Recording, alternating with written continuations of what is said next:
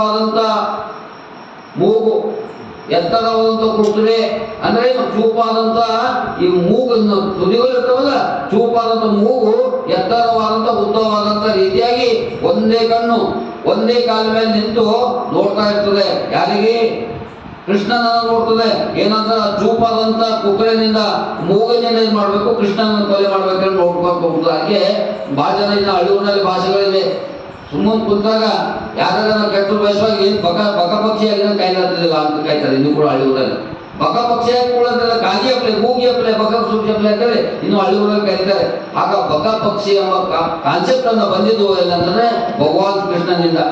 ಬಕ ಪಕ್ಷಿ ಆಗ ಬೇಡ ಅಂತ ಹೇಳ್ತಾರೆ. ಅಂದ್ರೆ ಯಾವ್ದನ್ನು ದುಷ್ಟ ರೀತಿಯಾಗಿ ನಾವು ಕಾಯ್ತಾ ಇರ್ತೀವಲ್ಲ, ಅದು ಬಕ ಪಕ್ಷಿ ಅಂತ ಕರೀತಾರೆ. ಇಲ್ಲಿ ಬಕಾಸುರನೇ ಬಕ ಪಕ್ಷಿ. ಅದಕ್ಕೆ ಇವೆಲ್ಲ ಘಟನೆಗಳು ಹೋದಾಗ ಒಂದೊಂದು ಶಬ್ದಗಳು ಅರ್ಥವನ್ನು ಸಿಗ್ತವೆ ನಮ್ಗೆ ಜೀವನದಲ್ಲಿ. ಆಗ ಕೈವ ನೋಡಿ ಆ ಬಕಾಸುರ ಏನ್ ಮಾಡ್ತಾನೆ ಅಂತಂದ್ರೆ, ಕೃಷ್ಣ ಚಿಕ್ಕ ಮಗು ಇರ್ತದೆ. ಆಗ ಆ ಬಕಾಸುರನ ಏನ್ ಮಾಡ್ತಾನೆ, ಅವ ಕೃಷ್ಣನನ್ನು ನುಂಗ್ಬಿಡ್ತಾನೆ. ನುಂಗಿದಾಗ ಒಳಗ ಕಳ್ಕೊಳಕ್ಕಾಗಲ್ಲ. ಕೃಷ್ಣ ಒಳಗೆ ಹೋಗ್ಬಿಟ್ಟ, ಆದ್ರೆ ನುಂಗ್ಲಕ್ಕಾಗಲ್ಲ, ಮತ್ತೆ ಉಗುಳು ಬಿಡ್ತಾನೆ ಕೃಷ್ಣನನ್ನ. ಆಗ ಕೃಷ್ಣ ಏನ್ ಮಾಡ್ತಾನೆ, ಎರಡು ಮೂಗು ಇರ್ತಾವಲ್ಲ, ಮೂಗು ಚೂಪು ಅವೆಲ್ಲ ಹಿಡಿದು ಆ ಬಕಾಸುರನನ್ನ ಏನ್ ಮಾಡ್ತಾನೆ, ವಧೆಯನ್ನು ಮಾಡ್ತಾನೆ. ಈ ವಧೆಯನ್ನು ಮಾಡಿದಾಗ ಇಡೀ ಬೃಂದಾವನ ಜನರಿಗೆ ಮತ್ತಷ್ಟು ಗೊತ್ತಾಗ್ತದೆ ಅಂದ್ರೆ, ಕೃಷ್ಣ ಏನ್ ಮಾಡಿದ ಅಂದ್ರೆ ಬಾಲ್ಯದಲ್ಲಿ ದೊಡ್ಡ ದೊಡ್ಡ ರಾಕ್ಷಸರನ್ನ ವಧೆಯನ್ನು ಮಾಡ್ತಿದ್ದಾನೆ. ಹಾಗಾಗಿ ಇದೊಂದು ಸಣ್ಣ ಮಗು ಅಲ್ಲ, ಇದು ಸಾಕ್ಷಾತ್ವಾದ ವಿಷ್ಣುನ ರೂಪ ಇದೆ ಅಂತ ಹೇಳಿ ಹೀಗೆ ಬಾಲ್ಯದಲ್ಲಿ ಅನೇಕ ಘಟನೆಗಳನ್ನ ಕೃಷ್ಣ ಏನ್ ಮಾಡ್ತಾನೆ, ಚಮತ್ಕಾರವನ್ನು ತೋರಿಸ್ತಾ ಇರ್ತಾನೆ. ಚಮತ್ಕಾರ ಗೊತ್ತಾಯ್ತ ಮಕ್ಕಳೇ? ಕೃಷ್ಣ ದೇವರು ಈ ಮಾನವನ ಕುಲದಲ್ಲಿ ವಿಶೇಷವಾಗಿ ಪವಾಡಗಳ ಲೀಲೆಗಳು ತೋರಿಸಿದ್ದು ಏಕೈಕ ದೇವರು ಯಾರು ಅಂದ್ರೆ ಭಗವಾನ್ ಶ್ರೀಕೃಷ್ಣ ಮಾತ್ರ. ಉಳಿದವರೆಲ್ಲರೂ ತಪಸ್ಸನ್ನ ಮಾಡಿ ತನ್ನ ಜ್ಞಾನಗಳ ಮೂಲಕ ಸಮಾಜ ಸುತ್ತುವಂತ ಕೆಲಸ ಮಾಡಿದ್ದಾರೆ. ಆದರೆ ಇಡೀ ಜಗತ್ತಿನಲ್ಲಿ ಬಾಲರ ಲೀಲೆಗಳು, ಅದು ಮಕ್ಕಳಿಗೆ ಇಷ್ಟಪಡುವಂತ ಲೀಲೆಗಳು, ಪವಾಡಗಳು ತೋರಿಸಿದ್ದು ಏಕೈಕ ದೇವರು ಅಂದ್ರೆ ಯಾರು? ಭಗವಾನ್ ಶ್ರೀಕೃಷ್ಣ ಮಾತ್ರ ಈ ಭೂಮಿ ಮೇಲೆ.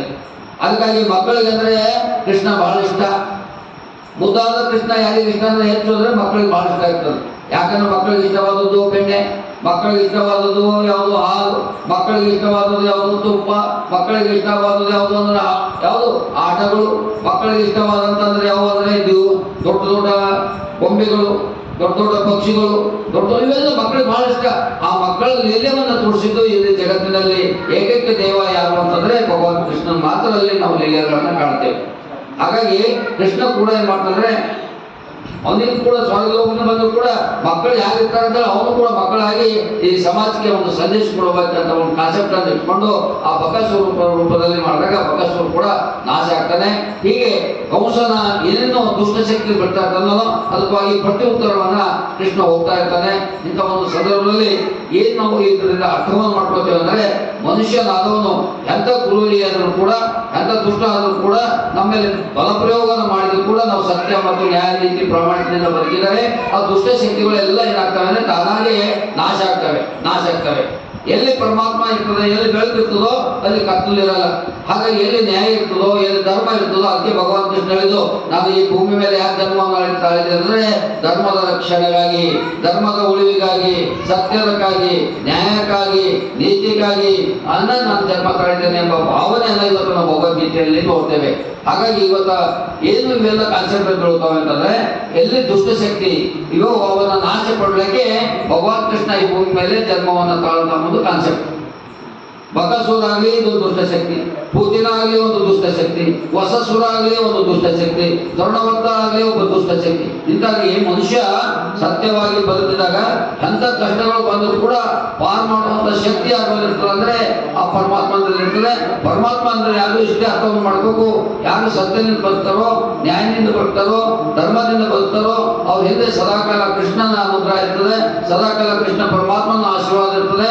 ಕೃಷ್ಣ ಅಂದ್ರೆ ಇಷ್ಟೇ ಅರ್ಥವನ್ನು ಮಾಡ್ಬೇಕು ನಾವು. ಕೃಷ್ಣ ಅಂದ್ರೆ ಸತ್ಯ, ಕೃಷ್ಣ ಅಂದ್ರೆ ಧರ್ಮ, ಕೃಷ್ಣ ಅಂದ್ರೆ ನ್ಯಾಯ, ಕೃಷ್ಣ ಅಂದ್ರೆ ನೀತಿ, ಕೃಷ್ಣ ಅಂದ್ರೆ ಆಚಾರ, ಕೃಷ್ಣ ಅಂದ್ರೆ ಸತ್ಯದ ವಿಚಾರವನ್ನ ಸಂಗ್ರಹ ಮಾಡುವಂತ ಒಂದು ಅದ್ಭುತವಾದಂತಹ ಶಕ್ತಿ ಎಲ್ಲಿದೆ ಅಂದ್ರೆ ಕೃಷ್ಣನ ನಾಮದಲ್ಲಿದೆ. ಹಾಗಾಗಿ ಯಾರು ಕೃಷ್ಣನ ನೆನೆದರೋ ಅವರ ಜೀವನದಲ್ಲಿ